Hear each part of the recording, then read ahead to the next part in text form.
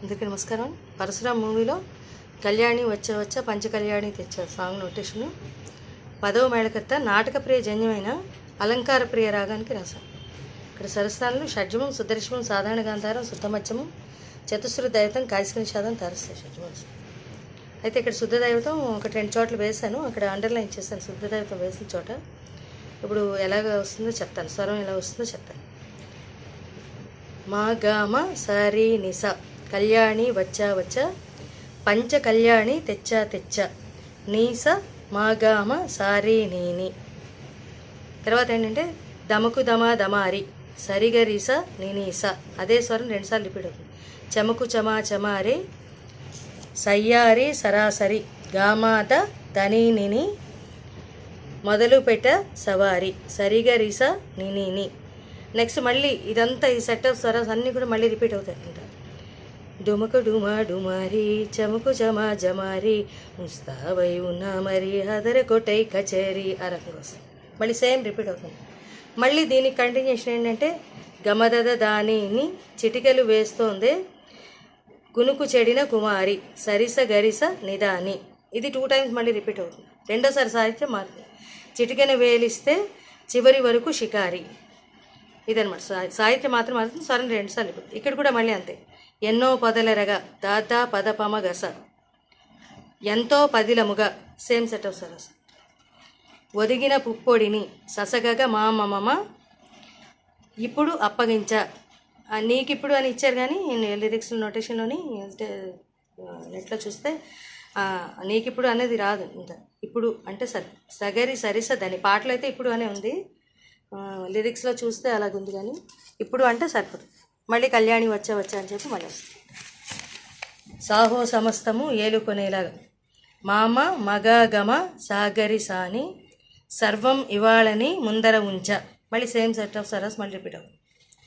ఎగబడి దండయాత్ర చేయిర అన్నమాట. పద పద పాద గామ రీస గమ పప పాపాప పదని దాప కలబడిపోతూనే గెలిపిస్తానే పడుచు కలని గమగరి సరి.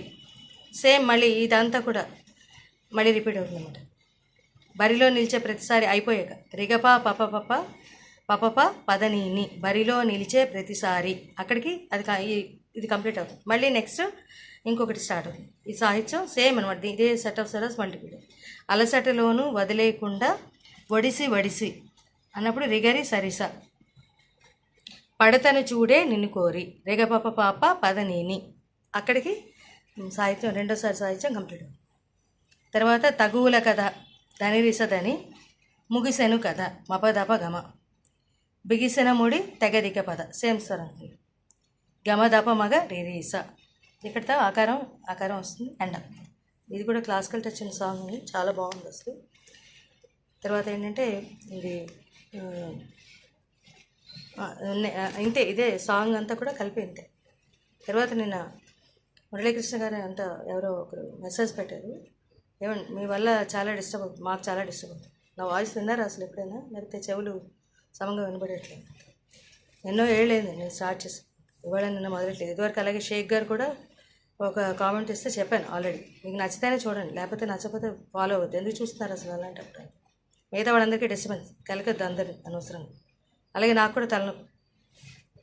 నేను ఏదో స్మూత్గా చేద్దామని చెప్పి అనుకున్నాను. మీరు రాసి చూపించాను. ఒకవేళ నేను సాటిస్ఫై అయితే కానీ నేను అప్లోడ్ చేయను ఏ వీడియో కూడా. అది నేను ఇదివరకు చెప్పాను ఆల్రెడీ ఒకటి 2 సార్లు. అనవసరంగా మిగతా వాళ్ళందరినీ కెలుగుతున్నారు కూర్చొని. నా వాయిస్ విని అప్పుడు చెప్పండి. బ్యాడ్ వాయిస్ ఏంటండి? Bad voice. అలాగే డిస్టర్బెన్స్, ఏ డిస్టర్బెన్స్ లేదండి. డిస్టర్బెన్స్ ఉందే అనుకోండి ఒకవేళ పెట్టేటప్పుడు. అది నేను ఎలాగో స్వరం పాడి చెప్తున్నాను కదండి, స్వరం పాడుతున్నాను కదా, స్వరం పాడడం లేకపోతే స్వరం చెప్పడం ఏదో ఒకటి చేస్తున్నాను కదా, అప్పుడు తెలియదు ఏంటండి అంత రాసుకునే వాళ్ళకి. మీరు అనవసరంగా ఊరికే కెలుగుతున్నారు. ఎవరో ఒకరు ఒక 6 నెలలు పోయాక ఒకళ్ళు రావడం, చూడడం, అంతా లేనిపోనివన్నీ కామెంట్స్ ఇవ్వడం, అలా ఎప్పుడు కూడా చేయొద్దు. నేను అన్నీ కూడా చెక్ చేసుకుని అప్లోడ్ చేస్తాను. చూస్తే చూడండి, లేకపోతే మానేసాయి. అంతేగాని పిచ్చి పిచ్చిగా కామెంట్స్ అవి ఇవ్వద్దు. ఒకసారి చెవులు చూపించుకో, వినపడుతున్నాయి లేదు, సమంగా వినపడుతున్నాయి లేదు. Thank you very much. ఈ రకంగా వస్తుంది.